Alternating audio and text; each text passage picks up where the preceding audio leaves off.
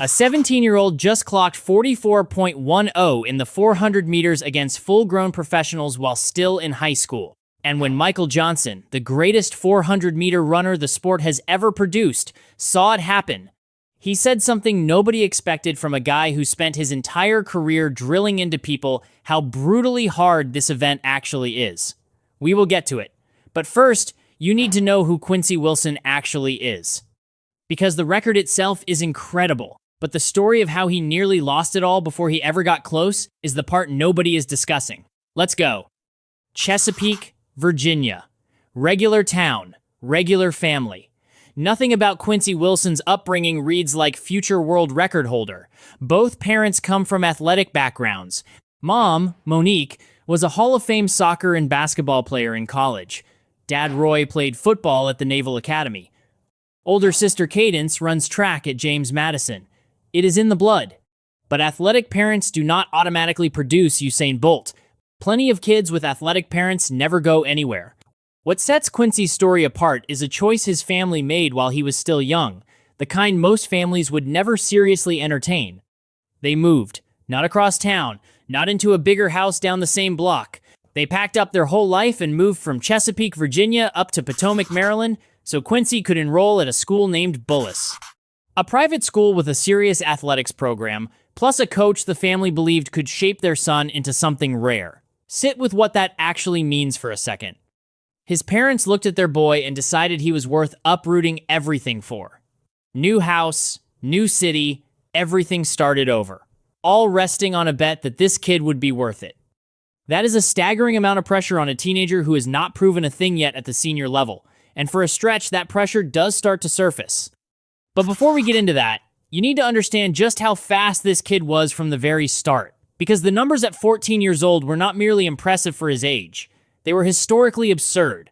Quincy Wilson breaks Obia Moore's national under-14 mark in the 400 meters, a record that had been on the books for 30 years.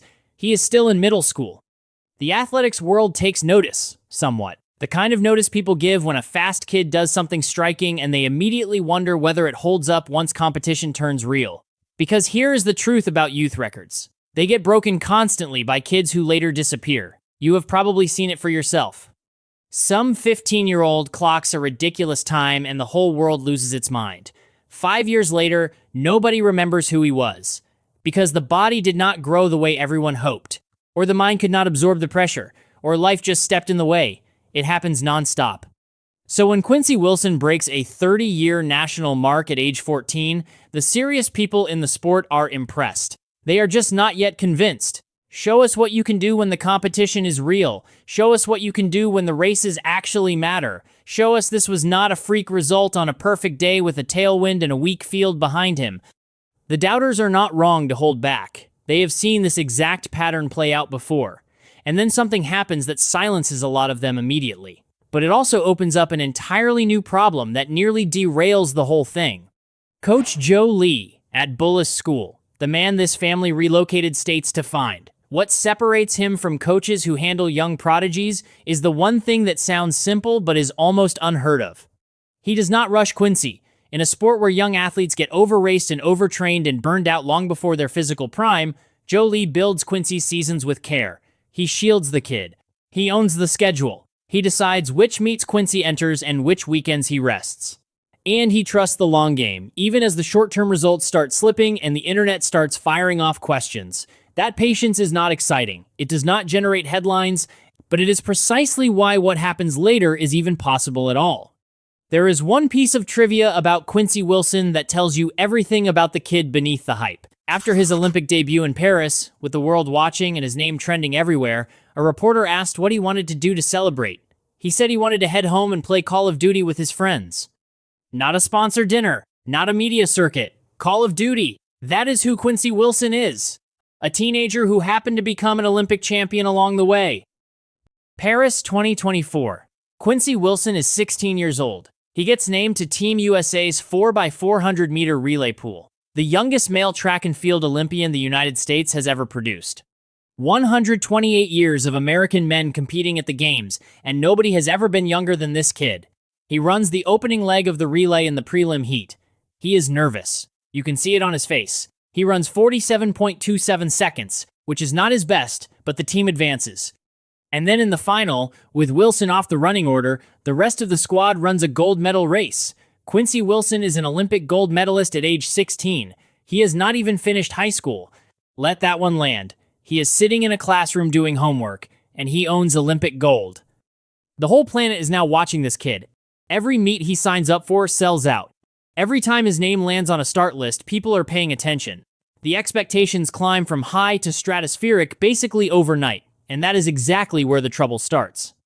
Because there is a massive gulf between being a prodigy everyone is watching and being a champion everyone is leaning on. And in 2025, Quincy Wilson discovers exactly how brutal that gulf actually is. 2025 arrives and the wheels come off almost immediately. January, the Virginia Showcase. Quincy lines up in the 500 meters, a race he is supposed to walk through. A fellow high schooler by the name of Andrew Salvadon beats him, and not by a hair.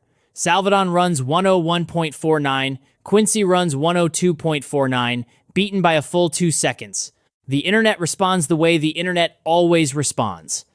People who had been calling him the future of American sprinting just 3 months prior are suddenly publishing think pieces questioning whether the hype was ever justified.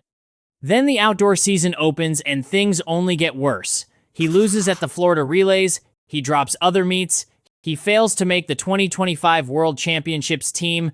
The kid who was an Olympic champion at 16 cannot earn a spot on the world's roster at 17. A current Olympian goes onto social media and announces publicly that Quincy Wilson needs a break, that the schedule is too heavy, that they are watching a burnout unfold in real time. Fans are confused. Experts are worried. The people who bet against him from day one are feeling vindicated. And Quincy Wilson is 17 years old, dealing with all of this publicly while trying to wrap up his senior year of high school. Sit with what that actually feels like for a second. You are a teenager. You own an Olympic gold medal, and the whole internet is openly debating whether you are already finished. Most kids crack beneath that weight. Most start making changes. New approach. New training. New everything in a scramble to repair whatever feels broken. Quincy Wilson returned to the basics. Returned to Joe Lee. Returned to the track. And what happened next? In Memphis, silenced every single person. Pop your answer in the comments right now. Did you write Quincy Wilson off through that rough stretch of 2025, or did you always believe he was coming back? I want to know. July 13th, 2025. Ed Murphy Classic. Memphis, Tennessee. Quincy Wilson lines up in the 400 meters. Not a high school race, not a junior heat. A real professional meet stacked with real professional athletes. Bryce Dedmon is in the field, one of the fastest 400-meter runners in the country, a grown man who has been competing at this level for years. Wilson draws lane 5. He goes out aggressive through the opening 200 meters, stays composed. Then in the final straight, he opens up entirely. 44.10 seconds. The stadium loses its mind.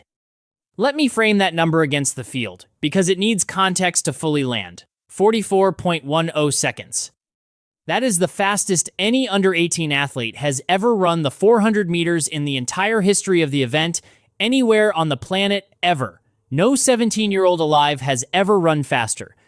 It is also the second fastest time any under-20 athlete has ever produced. And it was the fourth fastest time anybody in the entire world ran in 2025, across every age bracket. Not just teenagers, everybody, pros in their prime, whose entire job is training for this race. A 17-year-old high schooler delivered the fourth fastest 400 meters anyone ran that whole year. He beat Bryce Dedmon. He beat every pro in the field. He ran it from the front, in total command, like the outcome was never in question. Fans watching live called it genuinely unfathomable. One person wrote they had never seen a teenager dominate a race from the gun like that. Another wrote, it was one of the greatest performances track and field has ever produced. Not youth performances. Track and field, full stop. And Michael Johnson, the man who once held the 400-meter world record himself for decades and built his whole broadcasting career on explaining why this event destroys people, watched 44.10 unfold and had to admit out loud what he was seeing. A generational talent. The kind that surfaces once a decade if you are lucky. 44.10. Say it again. 44.10. At 17 years old, the kid who had been losing to high school rivals back in January. The kid the internet had already written off. The kid that people were claiming was burning out in real time. That kid just clocked the fastest under 18 400 meters this planet has ever seen.